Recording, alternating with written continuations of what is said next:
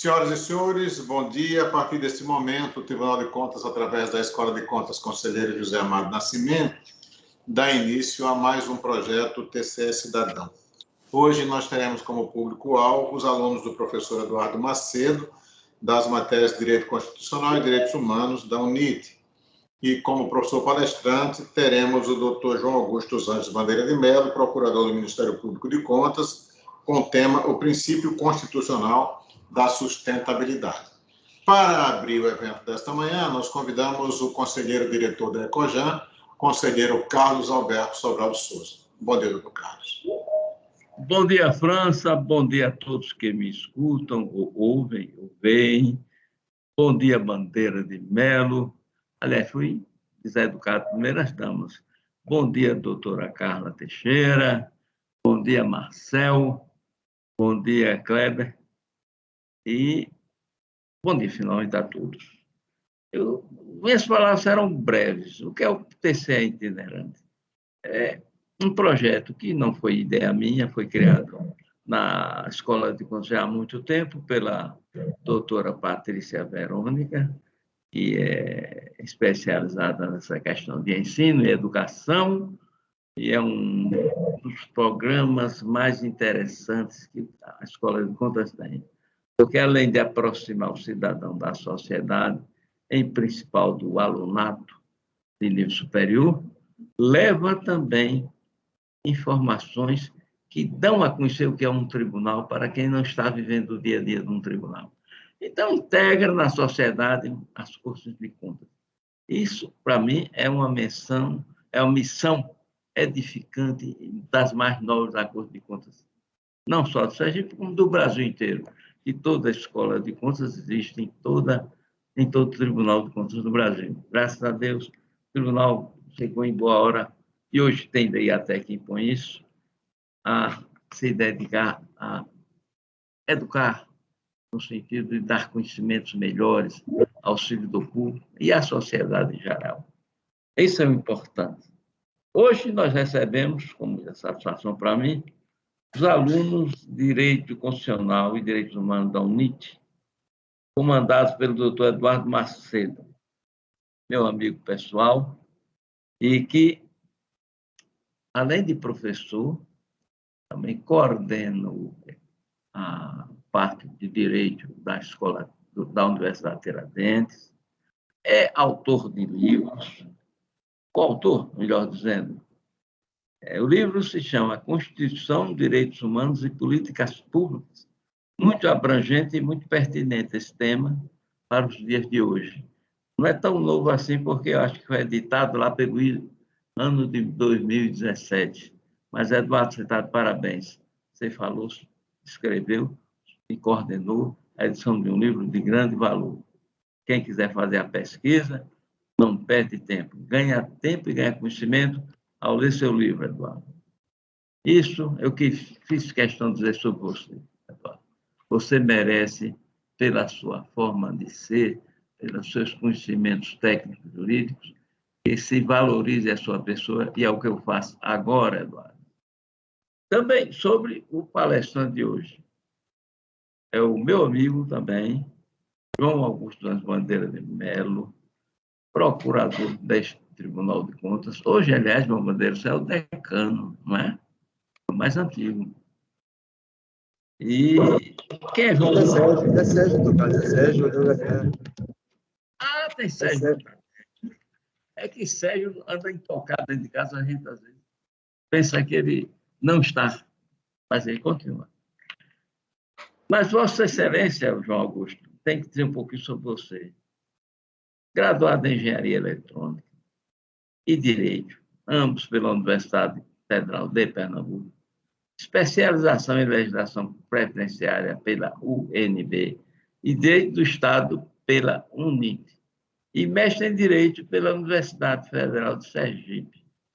Exerceu cargos de auditoria do Tribunal de Contas de Pernambuco, auditor fiscal da Previdência Social, no Instituto Nacional de Seguro Social, e é, atualmente, procurador do Ministério Público de Contas do Estado de Sergipe, para muito orgulho desta casa, que Vossa Excelência só faz engrandecer este tribunal, com sua presença, com seu valor próprio, com sua capacidade técnica jurídica incontestável e, mais do que tudo isso que importa, pela pessoa amiga, correta e ideal que você é, Fernando Nogueira.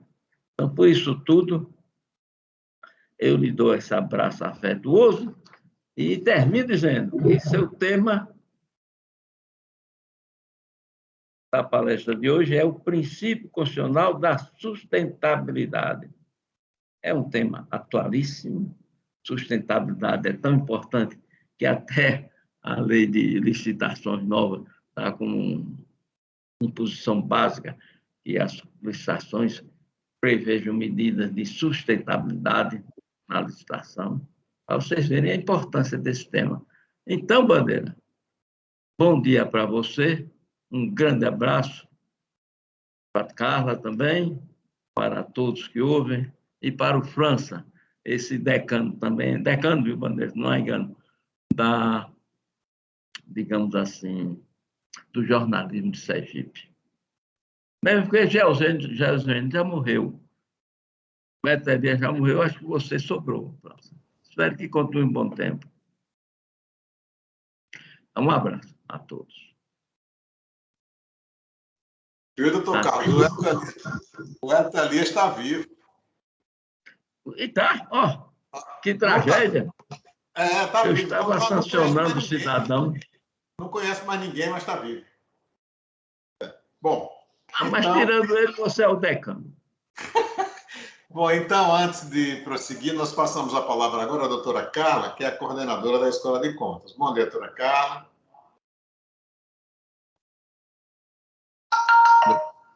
Bom dia a todos. Gostaria de prestar algumas informações aos alunos. Nosso diretor já deu bem-vindo a todos aqui, né? Mas eu queria me somar também, brevemente, às saudações feitas pelo diretor. Primeiramente, eu queria saudar o doutor Carlos Alberto, né, que tem feito um trabalho brilhante aqui na escola, desde que chegou. Não tem medido esforços para realizar diversos cursos, projetos, de modo que as ações pedagógicas realizadas pela escola sejam feitas de forma constante. Gostaria também de saudar o professor Eduardo Macedo, dizer que me sinto lisonjeada de receber hoje seus alunos. Fui aluna também do professor Eduardo, e é uma pessoa que eu tenho muito apreço, e fico feliz que ele está se prestigiando o projeto e trazendo os alunos aqui conosco. Eu queria também saudar o doutor João Augusto Bandeira, o professor do Ministério das Contas aqui do Tribunal, é o nome do governo aqui do estado de Sergipe, e dizer que a escola é muito grata ao doutor João, que está sempre disponível, que pode. O doutor João sempre aceita, por seu estudioso direito, diversas áreas. Carla, só um instante.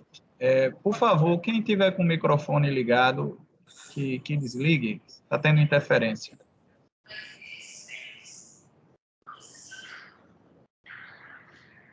Pode continuar, Carla. Então, eu estava aqui saudando o doutor João, né? Como eu disse, é um grande nome do controle externo aqui do estado de Sergipe, e a escola é muito grata ao doutor João, porque sempre está disposto aqui a servir, sempre que pode, ele aceita os convites para realizar cursos, está dando aulas aqui sobre os mais diversos temas. Hoje o doutor João vai tratar sobre o princípio constitucional da sustentabilidade. É um tema que ele tem um livro de autoria, né, sobre esse tema, e que disponibilizou para a gente para sortear hoje para um aluno. Nós vamos sortear 2 livros, esse livro de autoria de doutor João e um livro também de autoria da professora Patrícia Verônica. E é uma oportunidade de, até um livro muito interessante, e até a oportunidade de aprofundar o assunto que o doutor João vai tratar aqui hoje. Eu gostaria também de saudar os alunos, dar alguns avisos. Primeiro, como o doutor Carlos disse, né, esse é um projeto bem especial aqui para a escola. É uma oportunidade de aproximar os alunos, aproximar o cidadão da instituição Tribunal de Contas, apresentar um pouco das atividades que são desenvolvidas pelo tribunal e sempre trazer algum tema assim, atual, importante, como esse tema que o doutor João vai tratar hoje. E eu espero que os alunos realmente aproveitem essa oportunidade valiosa e de ensinamentos nessa manhã. Eu queria informar os alunos que a certificação será feita através de uma lista que vocês vão assinar, que vai ser disponibilizado no chat. Queria que vocês ficassem atentos aqui ao chat do Teams, porque ao final a gente vai colocar um link para que seja assinada a lista de presença, e a partir de sexta-feira os certificados estarão disponíveis no site da escola. Gostaria de pedir também que todos mantivessem os microfones desligados, e que quem quiser também pode ligar a câmera, porque eu acho que fica até mais, né, o professor se sente mais que está interagindo aqui com os alunos. E desejar isso, uma boa aula, que os alunos realmente tenham uma manhã bem proveitosa. Obrigado, doutora Carla. Pronto, Carla. Eu queria me penitenciar. O livro do Dr. João Augusto, Princípio Constitucional da Sustentabilidade, é de muito boa leitura. Quem o ler terá condições de aumentar seu arcabouço técnico e intelectual. Recomendo a todos a leitura desse livro de João Augusto. E queria também fazer uma retratação, porque quer dizer que esses eventos que a escola faz são todos montados no trabalho da doutora Carla Teixeira, coordenadora da Ecojan, e do doutor Marcel Tavares, supervisor. Tinha que reconhecer isso de público, porque sabe do valor funcional dessas pessoas. Obrigado, França. Obrigada, doutora. Só aqui ao final, Márcio vai mostrar o livro, o livro da doutora Patrícia, que está nesse momento. Muito obrigado, doutora Carla. Doutor Eduardo Macedo, muito obrigado por estar aqui com a gente. Eu só queria saber do senhor o seguinte, se o senhor quer dar duas palavrinhas aí, doutor Eduardo, cumprimentar tanto o doutor Carlos quanto os demais e os seus alunos. França e os demais, bom dia. Eu estava travado aqui, ansioso para 2 minutinhos de conversa. Primeiro, retribuir as palavras afetuosas do sempre e eterno conselheiro Carlos Alberto, por sua fidalguia, junto com sua família também, e pela forma respeitosa e sempre gentil de tratar não só os amigos, mas qualquer pessoa que, em determinado momento, se aproxima de todos.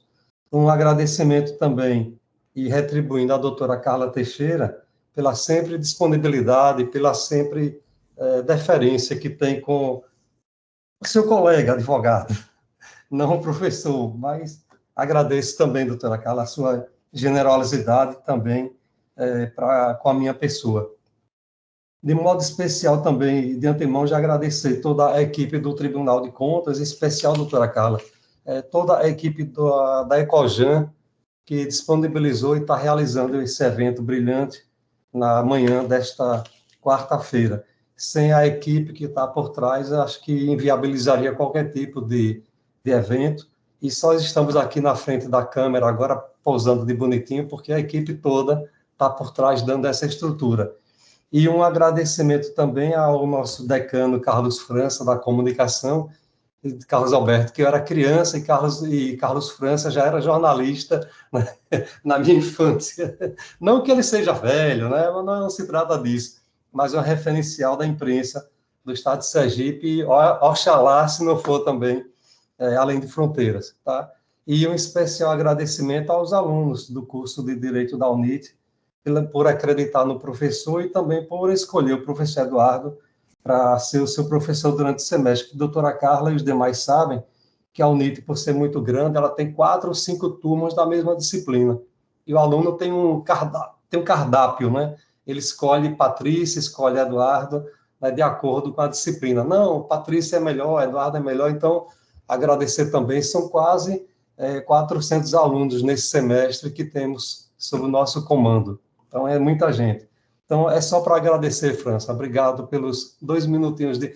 e doutor João Bandeira de Mello, a quem eu nutro também um grande carinho, um grande afeto, porque é um ser iluminado. O doutor João Bandeira de Mello não existe. É uma pessoa ímpar, uma figura impoluta, muito querida e muito acessível. Então, de logo, meu agradecimento e meu afeto público a doutor João Bandeira de Mello, que tão bem representa o Ministério Público de Contas do nosso TCE. Obrigado a todos.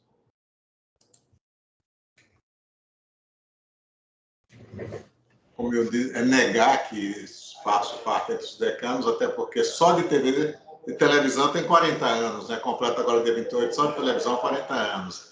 E o meu registro profissional é número 310, quer dizer, foi um dos primeiros profissionais de comunicação registrados aqui no Estado. Graças a Deus, né? Então, agora nós vamos falar um pouco sobre o currículo certificado, resumido, do Dr. João Augusto Zantes Bandeira de Mello, que é procurador do Ministério Público de Contas. É graduado em Engenharia Eletrônica e Direito pela Universidade Federal de Pernambuco, com especialização em Legislação Previdenciária pela UNB e Direito do Estado pela UNIT, e mestrado em Direito pela Universidade Federal de Sergipe. Exerceu os cargos de técnico de auditoria no Tribunal de Contas do Estado de Pernambuco, auditor fiscal da Previdência Social no Instituto Nacional de Seguro Social, subprocurador do Ministério Público de Contas do Estado de Sergipe. Foi promovido a procurador de Contas do Estado de Sergipe por antiguidade em 2003, desempenhando tal cargo até a presente data. Exerceu a Procuradoria-Geral de Contas nos biênios 2008-2010, 2010-2012, 2016-2018, 2018-2020. É autor do livro O Princípio Constitucional da Sustentabilidade, lançado pela editora Dialética. Então, esse é Dr. João Augusto, filho do poeta pernambucano Francisco Bandeira de Mello, por quem eu tenho uma grande admiração, apesar de não ter conhecido pessoalmente. Eu passo a palavra ao senhor Dr. João Augusto. Muito grato, muitíssimo honrado de estar aqui. Saúdo, querido amigo, conselheiro Carlos Alberto Sobral de Souza, e já de antemão estabelecendo que Vossa Excelência, Dr. Carlos Alberto, em rápido tempo, tanto o seu legado, quando foi diretor da escola pela primeira vez por longo período, como agora, mais recentemente, desse segundo período, já tem um legado extraordinário e rapidamente, quando reassumiu agora em julho, já colocou em prática talvez o mais ousado curso sobre licitações e oportuno sobre a nova lei de licitações, e Vossa Excelência, junto com o auxílio de toda a Ecojan, com o auxílio também da doutora Patrícia Perônica, conseguiu colocar no ar e está disponível para a sociedade sergipana e brasileira e o mundo todo. Então, Vossa Excelência realmente merece todos os parabéns e me sinto muito gratificado de usufruir da sua amizade. Muito grato pelo convite de estar aqui. Saúdo também o professor Eduardo Macedo, uma satisfação, querido amigo também, grande intelectual do direito, grande professor. Não tive a honra de ser seu aluno, doutor Eduardo, acho que até por incompatibilidade de idades, mas acho que um dia ainda serei, em alguma pós-graduação, ter a honra de ser seu aluno, doutor Eduardo. Muito satisfeito de poder colaborar com a sua turma. E eu sei que o sarrafo é bem alto, porque ter o senhor como professor, doutor Eduardo, então, estar presente em uma de suas aulas, eu sei que o sarrafo é elevado, o nível de exigência é alto, espero poder cumprir esse objetivo. Saudar a doutora Carla, agradecer as palavras, agradecer o convite, parabenizar pelo trabalho, tudo que a Ecojan faz, a gente nota não só o estrito profissionalismo, mas também o carinho e o amor, que acho que é muito importante isso. É uma equipe que faz o que gosta, faz o que ama e que fica feliz em ver o resultado de aprendizagem. A educação se faz assim, doutora Carla, e agradeço, parabenizo o trabalho, como também parabenizo o trabalho do doutor Marcel, o supervisor, agradeço o trabalho da equipe técnica, Pedro, Kleber, saúdo todos os alunos, todos os queridos alunos, espero que tenhamos uma manhã produtiva, e faço uma saudação também especial ao nosso querido amigo Carlos França, que sempre carinhoso papai, e aí colocou, viu, França, quando você diz o currículo e finaliza dizendo que eu sou filho do poeta Francisco Bandeira de Mello, de Pernambuco, isso realmente a cereja do bolo, é o ápice, já disse em algum discurso passado que é a melhor credencial que eu poderia ter. Então, muito feliz, muito grato pelo seu carinho, pela sua amizade, e dizer aquilo que a gente sabe que a gente não fica velho, a gente fica jovem há mais tempo. Então, eu e você estamos nessa categoria do jovem há mais tempo. Temos um pouco mais de experiência, e lembrando sempre aquilo que a gente já conversou de que a juventude a gente cura dia a dia. Então, dia a dia, a gente vai se curando dela, vai ficando mais experiente, vai enxergando melhor os mecanismos do mundo. E tem que olhar também, esse olhar positivo. Então, grato, França, por tudo.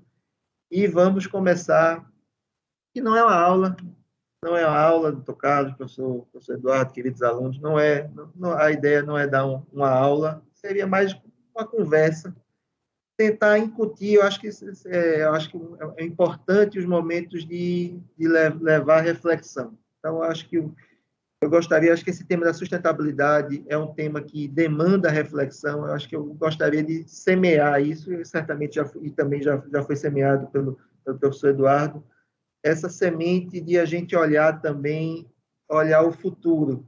Eu acho que eu gostaria muito que os alunos de direito constitucional tivessem essa palavra sempre em mente, toda vez que fosse interpretar o direito, compreender o direito, compreendê-lo também sobre essa ótica, a ótica do futuro, a ótica do olhar para frente, compreender o direito não como algo que se realiza exclusivamente no presente, mas algo que tem consequências e se desdobra em relação ao futuro.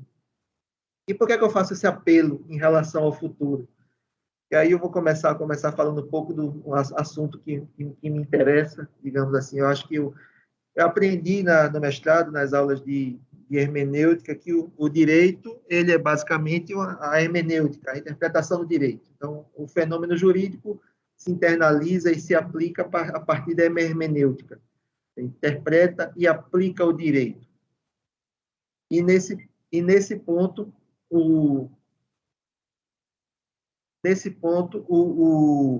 instantinho só, deixa eu colocar, só resolver uma questão aqui.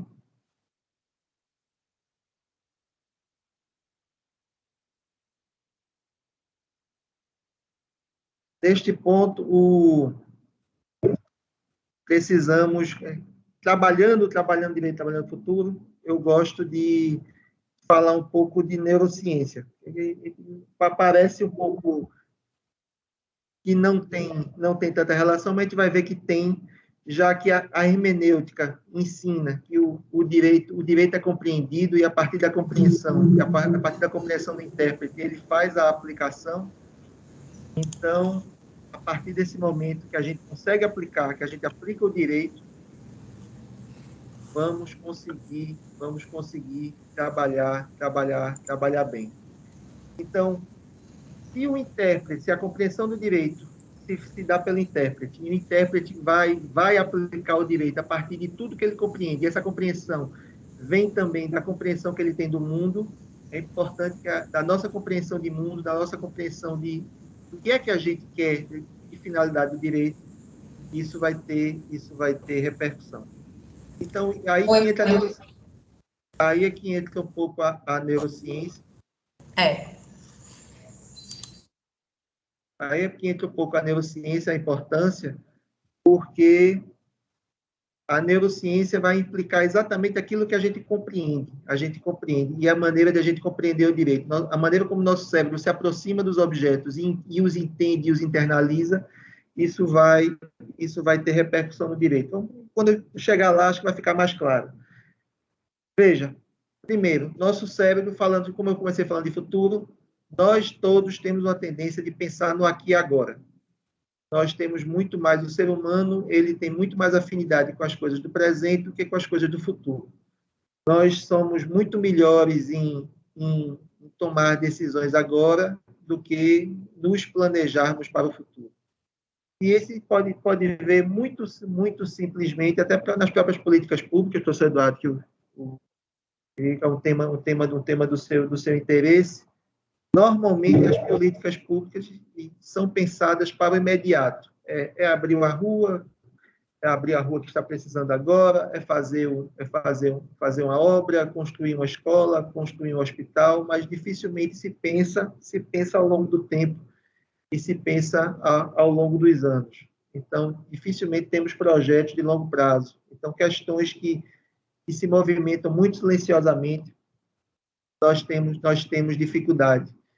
como também temos dificuldade, as tentações do presente, a gente vê nitidamente quando questões de finanças pessoais ou questão até de saúde, e nós não nos privamos de coisas do aqui e agora em detrimento do futuro. Às vezes a gente sabe que não pode comer aquele doce, não pode comer aquela comida, não deve gastar aquele dinheiro, mas a gente não resiste à tentação e se prende muito no presente. Então, pensar o futuro, que não é algo natural do ser humano, é muito, muito importante. E aí estamos vivendo esse momento de agenda climática, de pensar o mundo nos próximos 50, 60, 70 anos. Então, a equação do futuro é muito relevante que se coloque desde já. Outra coisa é que nós somos, o ser humano é por natureza conservador. Nós queremos manter o status quo, nós queremos manter o que temos.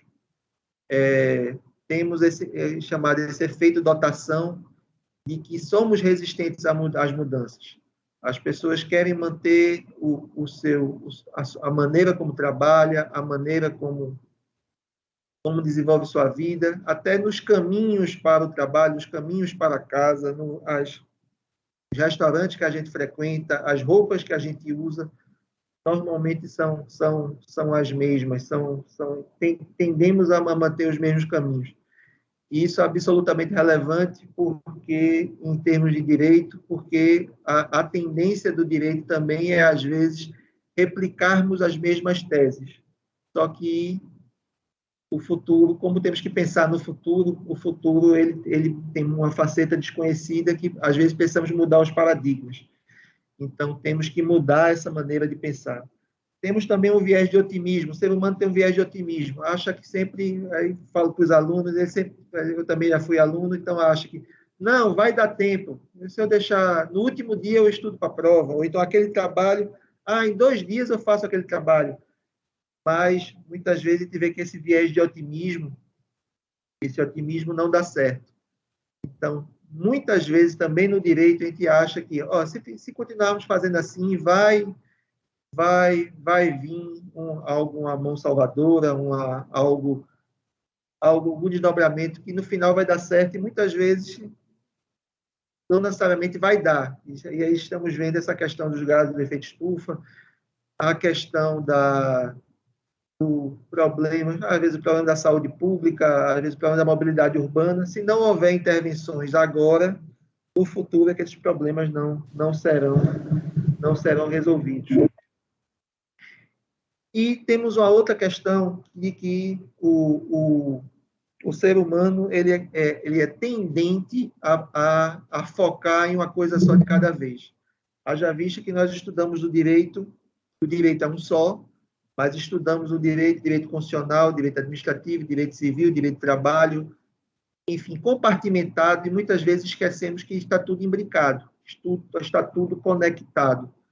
Então, essa conexão é absolutamente relevante e é muito relevante em termos de sustentabilidade, porque se eu convido todos os alunos a estudar os 17 Objetivos de Desenvolvimento Sustentável da ONU, que são exatamente esses objetivos que garantirão, digamos assim, a dignidade da pessoa humana e um nível excelente de vida humana no futuro, e pode ver que estão todos imbricados. Então, não temos como olhar o futuro, essa necessidade de olhar o futuro, sem olhar cada questão de per si. Então, não teremos um futuro alvissareiro se não trabalharmos educação, se não trabalharmos saúde, se não trabalharmos meio ambiente, se não trabalharmos desenvolvimento, enfim, combate às desigualdades. Então, está tudo imbricado. Então, precisamos, exatamente, para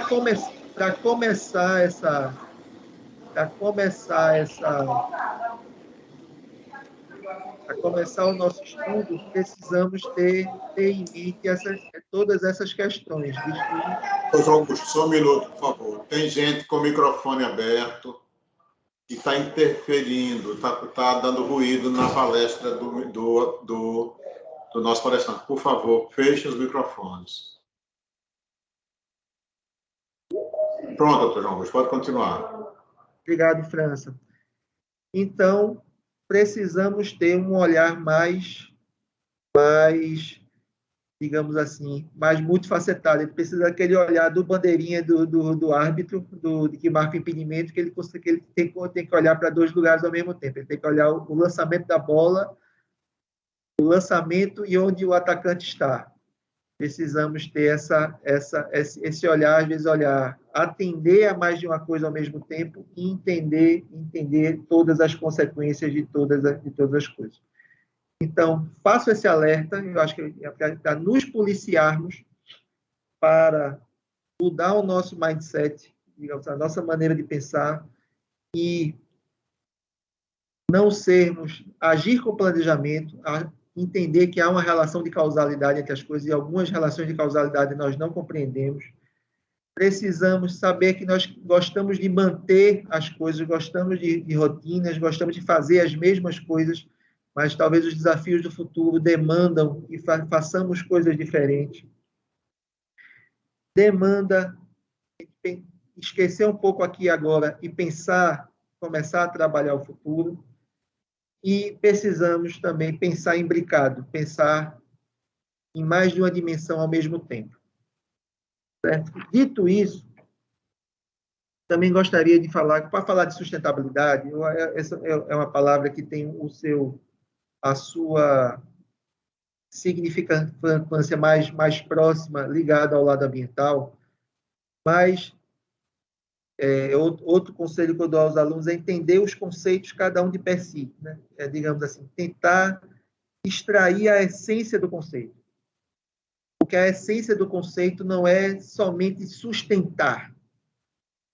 O sustentar é muito válido para o lado ambiental, ele é muito útil para o lado ambiental.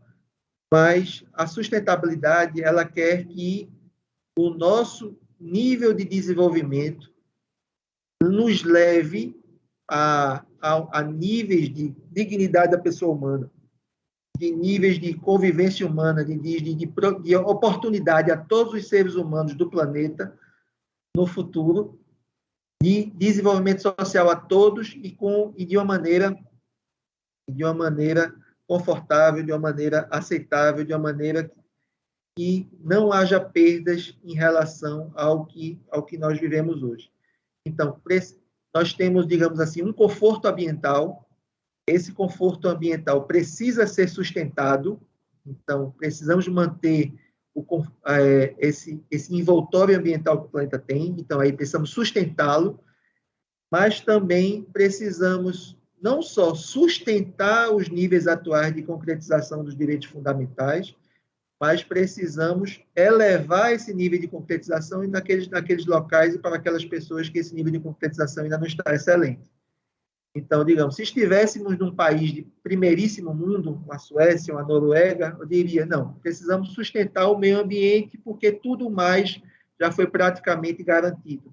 Mas como estamos num país em vias de desenvolvimento e temos outros países que estão numa situação ainda pior, precisamos sustentar o meio ambiente que nos dê condição de vida humana confortável na Terra, mas precisamos também elevar os níveis de concretização em termos de saúde, educação, em termos de desenvolvimento, em termos de renda de toda a população. Então, ou seja, a sustentabilidade ela está linkada a um nível ótimo de desenvolvimento humano daqui a ser conseguido. Alguns países já conseguiram e outros precisam conseguir daqui a alguns anos. Então, a ONU fala Objetivo de Desenvolvimento Sustentável para 2030 e tem outros objetivos para os próximos anos.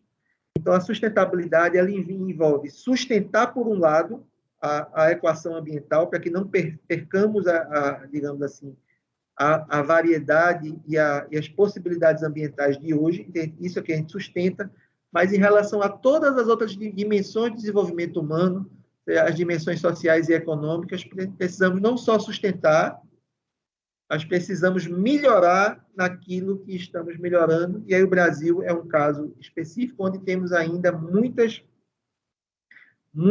dívidas sociais em relação a isso. Então, temos muitas dívidas sociais que precisam ser implementadas, que precisam ser na saúde, na educação, na na promoção da igualdade, na igualdade de gênero, na igualdade racial, na igualdade social.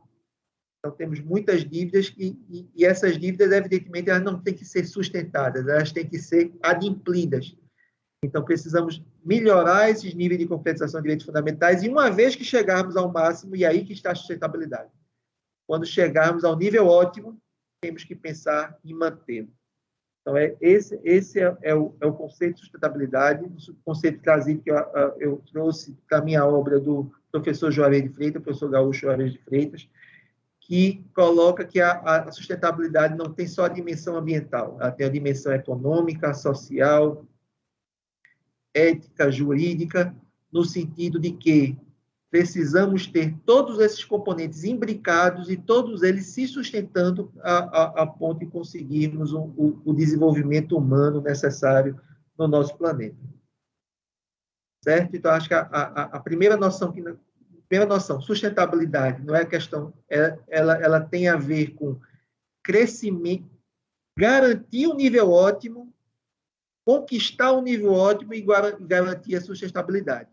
Então, nosso nível ótimo ambiental, digamos assim, já seria, digamos assim, o nível ótimo do passado. Tem algumas coisas que precisam de reparo já.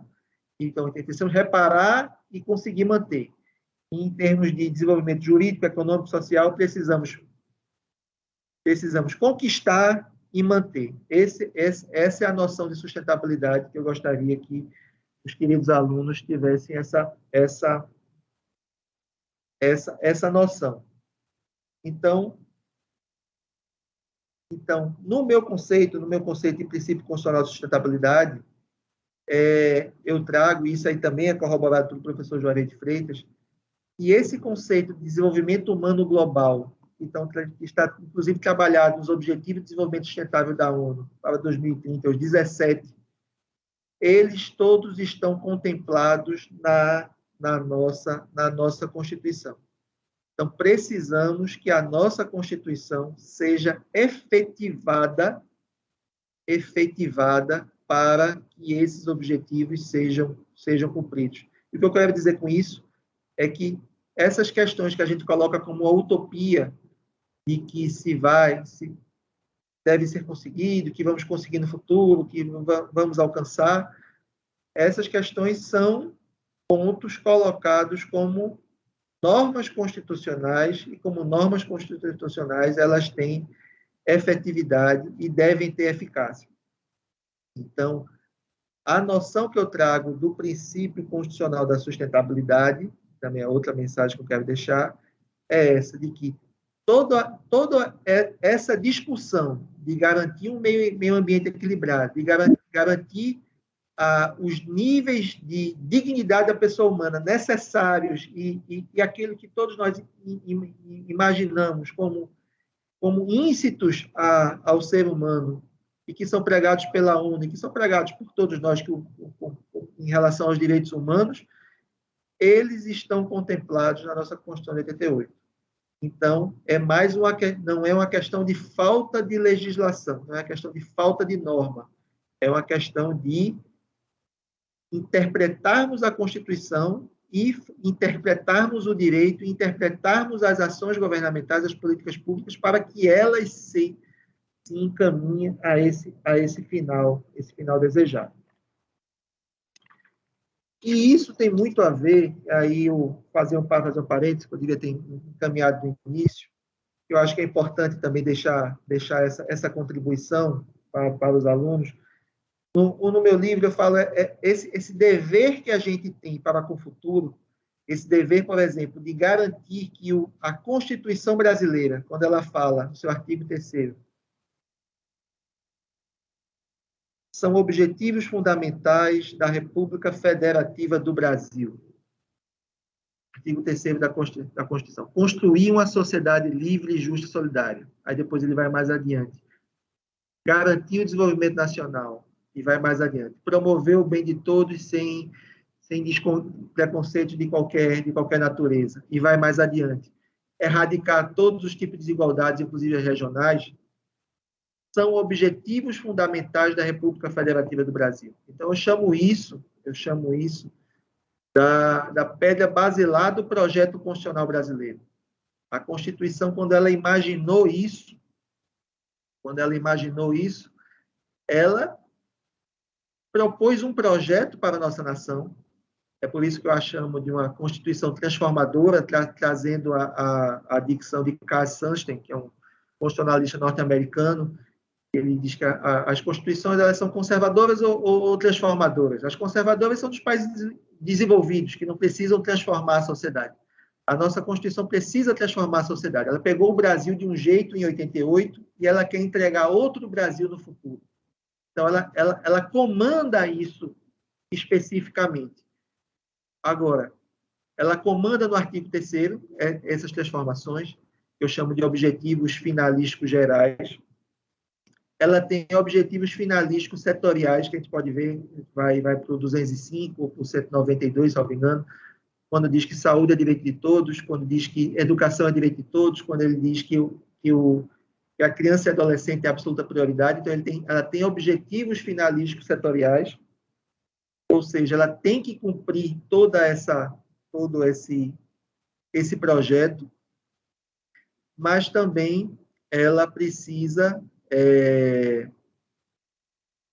e ela tem que cumprir tudo isso, evidentemente, de acordo com procedimentos. Então, ela precisa cumprir isso, garantindo os direitos humanos, os direitos fundamentais do artigo 5º, de a liberdade, as garantias dos cidadãos, e garantir também por procedimentos com orçamento, licitação, que também são peças constitucionais, e colocou também órgãos para cuidar para que esses objetivos sejam cumpridos. E aí estamos aqui na palestra falando de Tribunal de Contas, Ministério Público de Contas, que são todos órgãos constitucionais que servem para quê? Servem exatamente para cuidar para que, se a aplicação do direito, especialmente notoriamente a aplicação do direito público, não estiver encaminhando, as políticas públicas não estiverem encaminhando esse projeto, os órgãos de controle têm que atuar. Então, o que eu quero dizer, o que eu quero repassar é exatamente isso, de que a Constituição, no caso, a Constituição da República Federativa do Brasil, ela tem um projeto para o futuro. Então, quando nós vamos interpretá-la, nós não podemos interpretar e abstrair que toda interpretação do direito, toda interpretação do ordenamento infralegal e todo e qualquer ato, no julgamento de um ato administrativo, da própria validade das leis, a gente tem que olhar essa compatibilidade não só com a Constituição de hoje, não só com o status quo de hoje, mas saber se essa conduta ou essa norma, ela está, digamos assim, amarrada, imbricada, ou ela é reverente a esse projeto constitucional do futuro. Então, isso é muito relevante, isso é absolutamente relevante. Ou seja, eu trabalho com a ideia, no meu livro, de que essa sustentabilidade, ela tem que garantir a sustentabilidade, ou seja, o direito tem que ser aplicado no sentido de garantir esse projeto futuro da Constituição. O direito tem que ser aplicado para que a gente possa construir a sociedade livre, justa e solidária, que a gente possa promover o bem de todos, que a gente possa garantir o desenvolvimento nacional, que a gente possa erradicar as desigualdades. Porque, garantindo isso, a gente está garantindo a própria sustentabilidade da força normativa da Constituição. Força normativa, que aí vamos falar de Conrad Hess, que em contraponto a La Salle, ele estipulava que a Constituição não era só um pedaço de papel, ela sempre tem a sua força normativa, ela tem sua capacidade de transformar o mundo, e que acho que esse é o ponto chave, que precisamos nos perceber cada vez mais. E tanto mais a Constituição transformará o mundo, quanto mais nós acreditamos que ela pode transformar o mundo. Então, quanto mais o intérprete da Constituição seja comprometido com esses objetivos constitucionais, tanto mais a Constituição terá a eficácia normativa e tanto mais ela se sustentará ao longo do tempo. Porque também defendo na minha obra que nenhuma Constituição ela vem com prazo de validade determinado. Então, ela trabalha para que ela tenha sustentabilidade no tempo, que ela se sustente, ela possa cumprir os seus objetivos. Tanto que, como disse anteriormente, a própria Constituição ela tem os meios de se sustentar. Que meios seriam esses? Então, o próprio controle de constitucionalidade previsto na Constituição é uma maneira de a Constituição se proteger, por exemplo, de normas infralegais que possam comprometer o seu projeto. Então, o limite às emendas constitucionais que não podem atingir cláusulas pétreas também é uma maneira da Constituição se proteger de que o seu núcleo essencial não seja transfigurado. E, como disse, acho que isso é muito importante. Essa visão dos órgãos de controle como curadores do projeto constitucional é muito importante.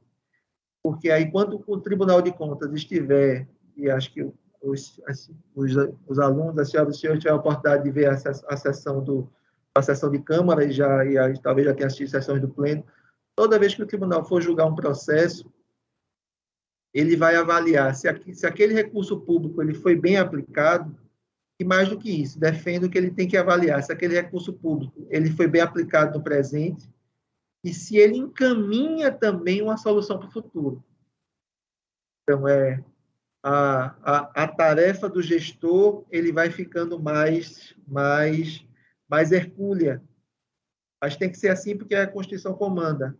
Temos que fazer feito aquele jogo de bilhar, um jogo de sinuca.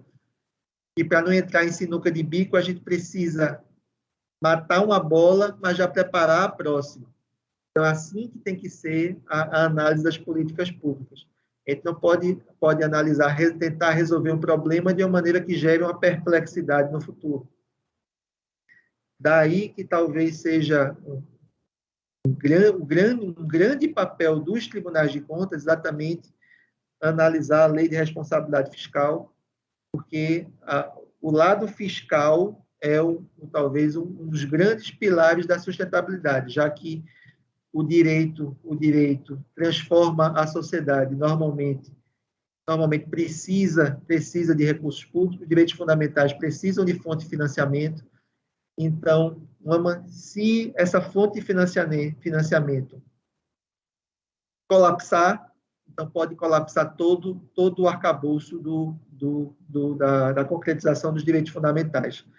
Então, por isso que uma das grandes missões dos tribunais de contas é exatamente trabalhar para os entes públicos para que ele possa sempre melhorar a equação dos direitos fundamentais, sempre com vedação ao retrocesso e sempre implementação gradativa, que são os dois caracteres importantíssimos dos direitos fundamentais, mas essa implementação gradativa que ela não pare e que ela não retroceda. Então, por isso que é muito importante a sustentabilidade fiscal. Então, essa noção de sustentabilidade da força normativa da Constituição e essa noção da importância do papel dos órgãos de controle, que é exatamente garantir essa sustentabilidade, em última análise, garantir essa sustentabilidade da força normativa, ela é absolutamente relevante. Então, e aí já estou me encaminhando para o final, precisamos ter essas noções de que tudo é uma questão, uma coisa implica a outra, uma coisa depende de outra, e precisamos, em política pública, em atuação do poder público, temos que ter essa noção de que algumas coisas precisam ser feitas e precisam ser feitas sempre voltadas ao futuro. Vou trazer alguns exemplos. Por exemplo, talvez o exemplo mais claro em relação a isso, essa questão da sustentabilidade, seja os sistemas previdenciários.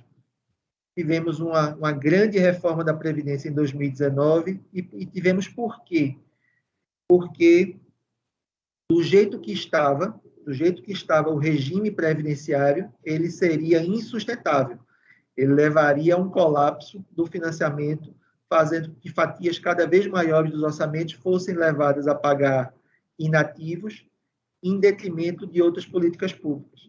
E por que isso? O motivo principal é exatamente porque, com o envelhecimento da população e com o aumento da longevidade, imagine uma pessoa que começou a trabalhar aos 25 anos, conseguiu se aposentar especialmente aos 50, então contribuiu com 25 anos com a parcela do seu salário e vai receber o seu salário integral durante mais 40, 50 anos. Então, evidentemente, a conta não fecha, e se isso se progredir geometricamente, com o envelhecimento da população, menor quantidade de funcionários na ativa, o financiamento da Previdência não fecha, então precisava de uma reforma para trabalhar isso.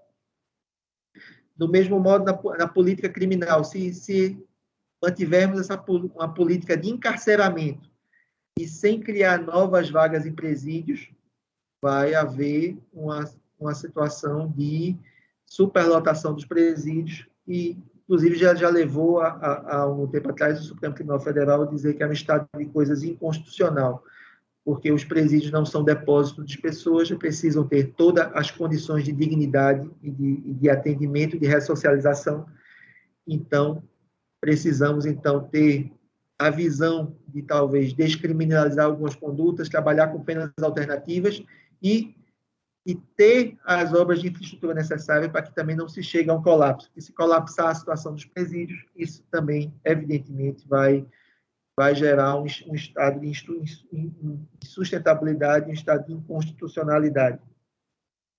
Em termos de infraestrutura, já vimos, às vezes, quando o Brasil estava no seu pico de crescimento no final da década passada, tivemos colapsos de uma série de coisas. Não tínhamos infraestrutura, não tínhamos portos para exportar, não tínhamos infraestrutura aeroportuária para movimentar as questões, não tínhamos mão de obra para alimentar as indústrias, não temos os órgãos ambientais não dão conta das licenças que às vezes são pedidas para serem resolvidas de uma maneira rápida. Então, tudo isso também, se gera um colapso, isso também é uma insustentabilidade e gera uma inconstitucionalidade, porque acho que isso é importante dizer, defendemos nossa obra, porque exatamente esse princípio da sustentabilidade, desse compromisso da Constituição a si mesma, ela está aderido à moldura normativa da Constituição. E o que seria essa moldura normativa? Seria aquilo que a Constituição diz como lícito. Então, tudo que está dentro da moldura é lícito constitucionalmente, porque é reverente ao projeto constitucional no presente e no futuro. Então, qualquer outra questão que leve a essa perplexidade, que leve a uma perda de direito fundamental, que comprometa esse caminho que nos leva ao futuro, isso evidentemente não é aceito pela Constituição e não é aceito pela moldura constitucional.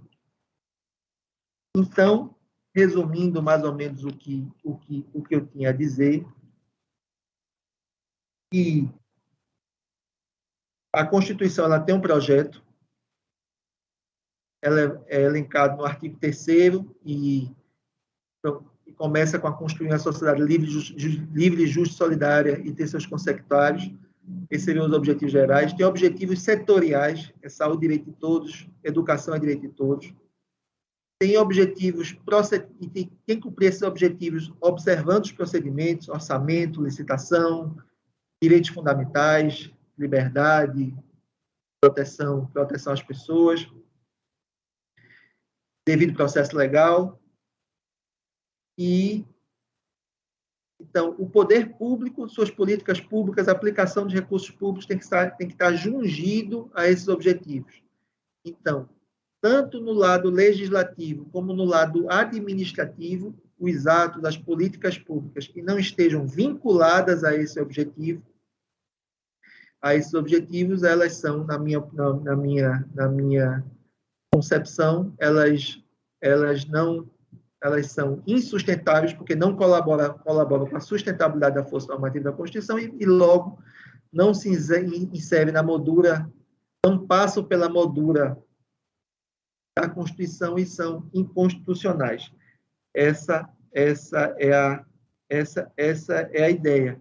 Tanto que, aproveitando assim já esses últimos minutos finais, que eu ouso, digamos assim, dar uma pista para a conceituação de interesse público, que é um vocábulo polissêmico e difícil manejo, digamos assim, porque em prol do interesse público muita coisa tem sido feita e muita coisa errada, supostamente interesse público, mas para mim, interesse público, e aí eu sempre dou, fazendo parênteses, sempre dou um exemplo, por exemplo, construir uma escola atende interesse público? Talvez. Contratar professor atende interesse público? Fazer concurso para professor, educação básica, atende interesse público? Talvez. Por que talvez? Porque estamos vivendo, por exemplo, nesse momento, um momento de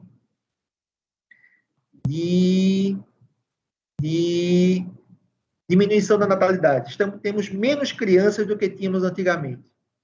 Então, e a tendência é termos menos crianças ainda no futuro. Então, talvez não precisemos construir novas escolas, porque as que já existem podem ser já suficientes. Evidentemente que isso tem que ser analisado no caso concreto, mas há um bom indicativo que talvez elas já sejam suficientes. Como também contratar professores, concurso público por estabilidade por 35 anos, talvez não seja a melhor alternativa, porque pode ser que essa necessidade seja pontual.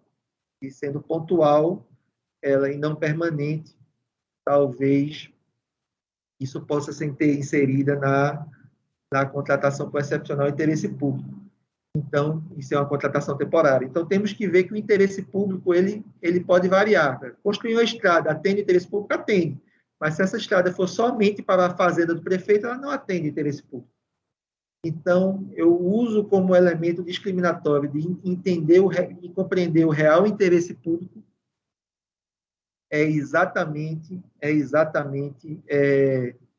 interesse público, para mim, é aquilo que é reverente e concretiza o projeto funcional. É aquilo que você, olhando hoje e olhando o futuro, você entende que aquilo ali está ajudando a Constituição da República Federativa do Brasil a cumprir seus objetivos, a construir uma sociedade livre, justa, solidária e etc. Bem, para finalizar, gostaria de deixar só algumas dicas, digamos assim. Quem se interessar por questões de entender a psicologia humana, entender a psicologia humana não, a psicologia econômica, essa psicologia de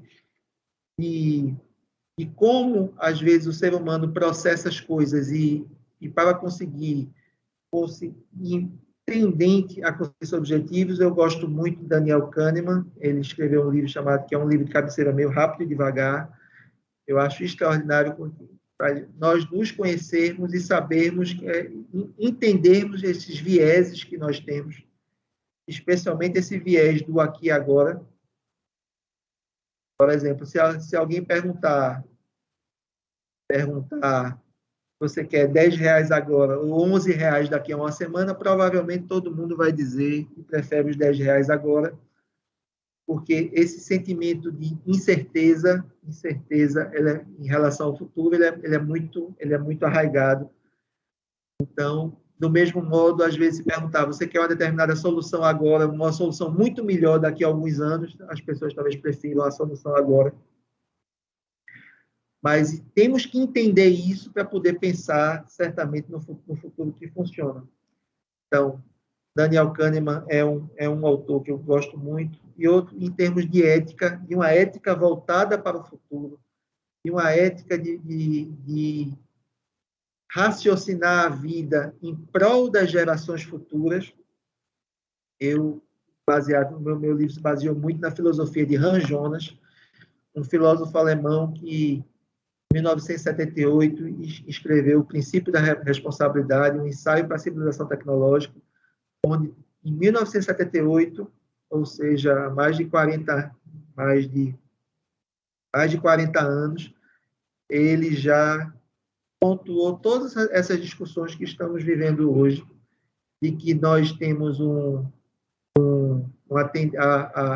a humanidade do presente não pensa muito na humanidade do futuro, e ele fala de um dever ético que nós temos para com o futuro. Ele tem uma frase lapidar que diz que o sacrifício em prol do presente, em prol do futuro, não é mais refutável que o sacrifício do futuro em prol do presente. A diferença é que, se fizer o primeiro sacrifício, o sacrifício do presente em prol do futuro, a série continua, com certeza. No segundo caso, se não sacrificarmos o presente em prol do futuro, pode ser que a série não continue. A gente vive uma perplexidade ambiental e a série não chegue. Ele fala que temos que cuidar da próxima geração como um bom pai de família, e aí acho que esse exemplo de pais e filhos é muito interessante, porque normalmente um pai cuida de um filho sem querer nada em troca, ele não vai ganhar nada com isso, mas a não ser esse conforto ético, esse gosto ético de conseguir que o amor que ele tem pelo seu filho, ele tenha o melhor futuro possível. Nós temos que ter esse mesmo compromisso ético com as próximas gerações. Então, o direito tem que ser, temos esse dever ético para com o futuro, com as próximas gerações, igual um pai de família. E o bom gestor, ele tem que ser igual a um bom pai de família. Às vezes, ele tem que tomar decisões amargas, como, por exemplo, quando ele faz um esforço fiscal, e isso leva à contrariedade, mas que gera um benefício futuro, né, adiante. Ou quando, por exemplo, ele resolve fazer uma obra de saneamento que causa algum transtorno que não aparece, mas que isso dá um alívio ambiental tremendo nas relações futuras. Então, às vezes, o gestor tem que tomar essas decisões em que não lhe beneficia diretamente, mas que beneficia a coletividade e o futuro. E eu acho que a grande relevância, que eu também gostaria de deixar aqui, e aí para finalizar já definitivamente, é de que nós estamos vivendo uma época de percepção de um novo imperativo categórico. Immanuel Kant tratava do seu imperativo categórico, que diz que eu posso fazer porque eu devo fazer. Eu devo cumprir a minha obrigação. Então, esse é o imperativo categórico. Hans Jonas diz que esse imperativo na civilização moderna, nas questões modernas, não vale mais, porque não é mais eu faço porque eu posso fazer, porque eu devo, o que eu devo fazer. Porque o que a gente deveria ter feito já passou. Nós deveríamos ter feito uma série de coisas, por exemplo, no mundo ambiental, até os dias de hoje. De 88 para cá, deveríamos ter feito uma série de coisas e, lamentavelmente, ficamos com essas dívidas e essas promessas constitucionais não cumpridas. Então, não é eu faço porque eu devo, eu faço agora porque eu devia ter feito e agora eu tenho que remendar, eu tenho que remediar aquilo que não foi feito no passado. Então, no caso específico do Brasil, nós temos dívidas tremendas e terríveis com a educação, com a saúde, com a igualdade social, com as desigualdades regionais, temos essas dívidas terríveis, e essas dívidas somente serão sanadas quando a interpretação do direito, notadamente a interpretação constitucional, for reverente a entender que a Constituição comanda que essas dívidas sejam cumpridas. E a Constituição alberga esse dever ético, esse novo imperativo categórico de Hans Jonas, de que precisamos colocar o trem de volta ao rumo e alcançar o nosso futuro. Então, isso é extremamente relevante. E nessa questão de alcançar o futuro, deixo para vocês a frase de Peter Drucker, que é uma frase que eu acredito muito, que diz que a melhor maneira de prever o futuro é construindo ele. Então, se queremos um futuro de mais igualdade, um futuro mais alvissareiro, um futuro onde a dignidade da pessoa humana seja efetivamente garantida, onde não haja desigualdade de desigualdades sociais relevantes de qualquer matiz, em que todos os seres humanos tenham o seu mínimo existencial, em que todos tenham a oportunidade de evolução social e de ser protagonistas do próprio futuro, precisamos interpretar a Constituição para isso e interpretar cada ato legal, cada ato infralegal, cada ato administrativo para saber se ele é reverente em relação a isso.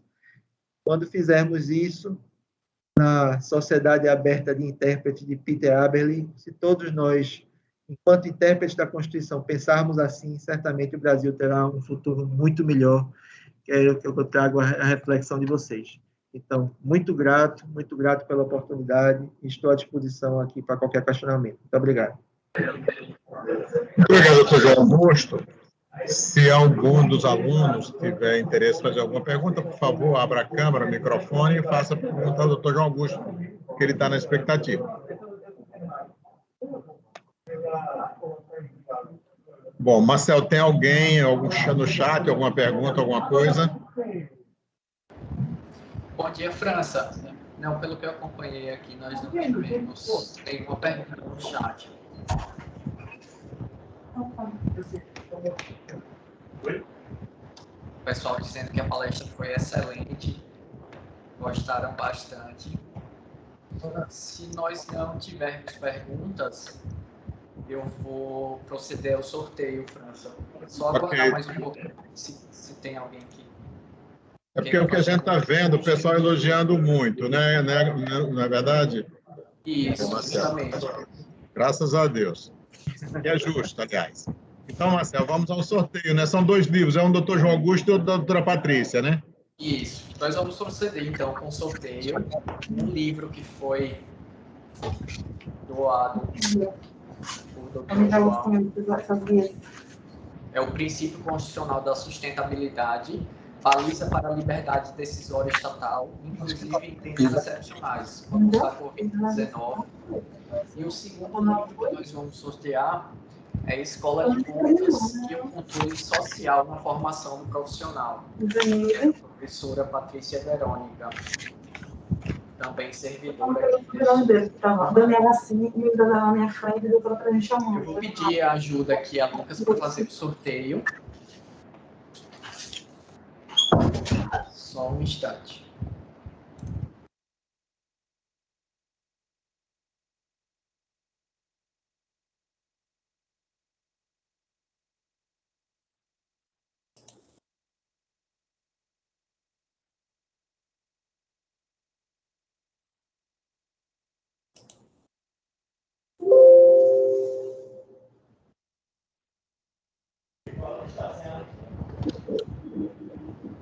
Eu vou pegar aqui. Marcel, agora você está providenciando o sorteio, é isso? Isso, justamente. Eu estou pedindo aqui ajuda porque a gente vai proceder com o sorteio.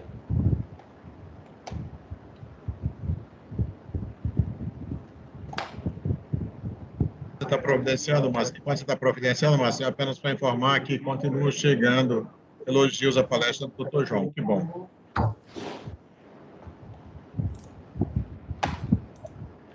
Eu só vou pegar aqui a lista dos participantes.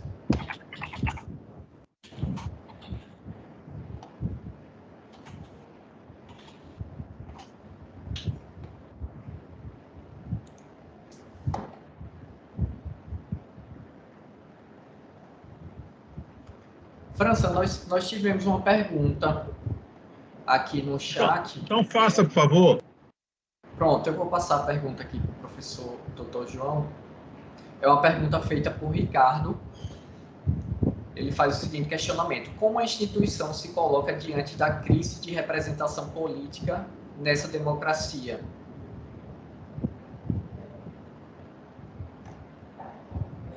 Bem, o Brasil, assim, fazendo uma análise filosófica da questão, o Brasil ele vive, digamos assim, vivemos em crise, eu acho que desde de Cabral. A gente ainda não, a gente tem lampejos, digamos assim, de momentos de mais de maior calma ou de maior, digamos assim, uma estrada mais reta em relação ao futuro, e outras vezes a estrada é mais sinuosa, mas isso faz parte, digamos assim. Eu acho que o importante é termos noção, digamos assim, de que o que está posto não está bom, no sentido de que nós não temos um debate, pelo menos na minha opinião, não temos um debate político, que eu acho que o Brasil mereceria.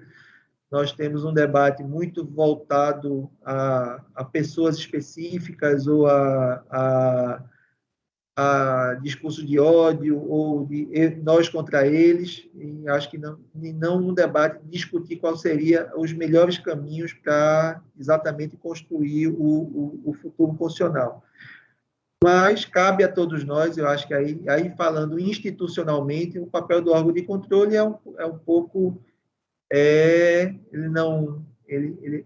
garantir que a Constituição seja cumprida. Então, no caso, vai ser verificar se na prática, digamos assim, os encaminhamentos das políticas públicas e o uso do recurso público, falando especificamente do Tribunal de Contas e Ministério Público de Contas, se ele está encaminhando as políticas públicas necessárias a termos um futuro condizente com o que a Constituição exige, ele vai chancelar essas políticas públicas, senão ele deve usar as medidas de correção. É exatamente o que um órgão de controle deve fazer. Então, eu costumo dizer que o órgão de controle, ele existe para garantir que um resultado aconteça. Então, do mesmo modo, por exemplo, que um professor, como um professor controla os seus alunos, controlar no bom sentido? O professor, ele é um guia para que os alunos consigam sucesso. Então, ele dá as aulas, ele mede o aprendizado, ele verifica o que é que está, se houve algum percalço em relação àquele determinado aluno, e vai a aula de recuperação, ou vai tirar alguma dúvida, ou vai aconselhar aquele aluno que volte ao caminho, para que ele volte ao caminho de sucesso. E esse é o caminho dos órgãos de controle. Então, onde houver a falha específica, onde houver o descompasso do encaminhamento das políticas públicas em relação ao futuro, deve haver a atuação do órgão de controle para que isso seja resolvido. E, no mais, agradecer imensamente os comentários a todos. O professor Eduardo Macedo, muito gentil, assim, corroborando alguns argumentos da palestra e elogiando a palestra. Professor Eduardo, muito grato pela gentileza, pela amizade, por ter trazido seus alunos, e agradecer todas as palavras elogiosas em relação dos alunos, e agradecer também a pergunta do Ricardo também, que acho que é da oportunidade para a gente fazer essa reflexão, inclusive porque o poder democrático ele serve como controlador da própria democracia. Então, de 4 em 4 anos, se entendemos que a nossa representação não está funcionando bem, a cada 4 anos temos a oportunidade de modificar os rumos, e assim, esse é o jogo democrático, é assim que funciona. Obrigado. Então, João, rapidinho. Só colaborando, né? Eu falo para os alunos isso, que a cada 2 anos nós temos a chance de fazermos uma revolução sem derramamento de sangue, porque temos a cada 2 anos a oportunidade de renovar os nossos representantes. Então, é muito difícil, né, trabalhar essa temática com os alunos e para a sociedade de forma geral, para mostrar que, via de regra, nós somos os responsáveis pelas mazelas que acontecem no campo da política e que revertem de forma negativa para nós que somos os detentores do poder, segundo a Constituição. Só contribuindo, eu acho, com sua manifestação. Obrigado, João. Perfeito, professor, perfeito. E é exatamente isso. E muitas vezes, aquela questão do aqui e agora, a gente às vezes pensa, aí quando vai votar e vota, porque não estou criticando, acho que cada um sabe onde o calo aperta. Mas às vezes quando a gente vota em função de um benefício pessoal, aquilo pode ser bom, nas próximas 24 horas. e aí depois o resto da vida não é bom. O resto da vida não é bom. Então, é isso também, essa lição de a gente ver, compreender o que a gente quer, o que a gente precisa, mas não ter uma visão mais fria em relação ao aqui e agora e ter uma visão mais concreta do que a gente precisa fazer para o futuro. Muitíssimo grato. Excelente, professor. Bom, nós vamos proceder, então, com o sorteio. O primeiro livro sorteado vai ser do Dr. João. Eu vou pedir a Lucas para colocar a tela de sorteio aqui para o pessoal fazer o acompanhamento.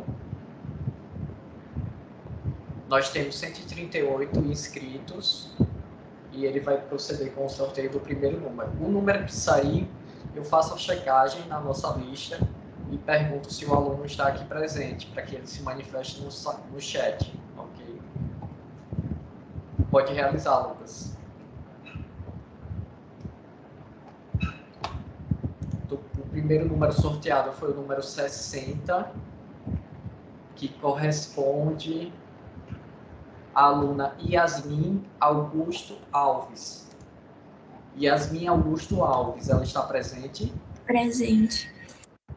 Pronto, Yasmin, você ganhou o primeiro sorteio do livro do Dr. João.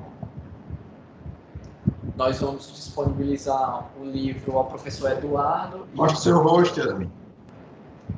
O professor Eduardo fica responsável pela entrega ao aluno.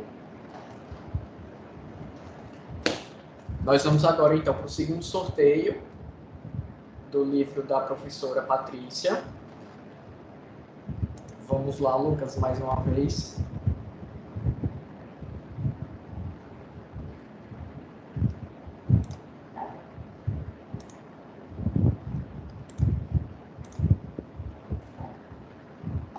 Só um instante, que eu acho que minha máquina travou. O número sorteado foi o número 18.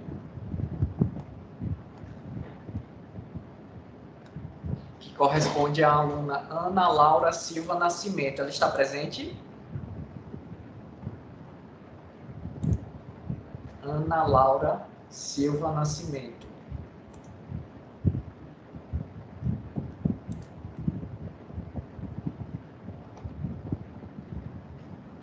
A aluna está presente? Se estiver presente, basta abrir o microfone ou então se manifestar por meio do chat. Eu creio que a Ana Laura não está presente não, né, Marcelo? Isso. Nós vamos então realizar... Nós vamos realizar novamente então o sorteio.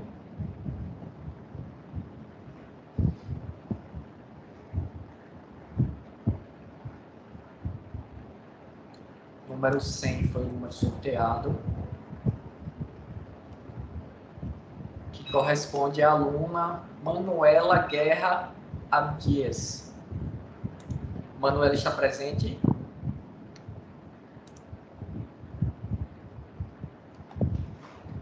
Manuela, se estiver presente, é só ativar o áudio ou a webcam, ou então se manifestar por meio do chat. Ela está presente, sim, ela já escreveu lá, presente. Pronto, excelente.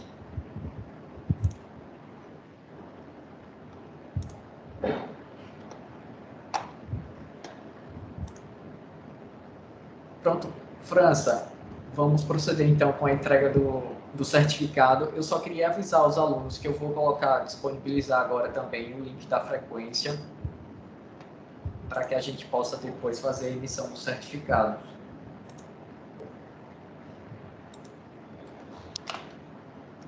A partir de agora, os alunos, então, eles fazem os registros deles para receberem depois o certificado, não é isso? Isso, justamente. Eu vou só disponibilizar aqui o link. A Vivian lá, batendo palma para o senhor, viu, doutor João? Vivian lá. Muito grato.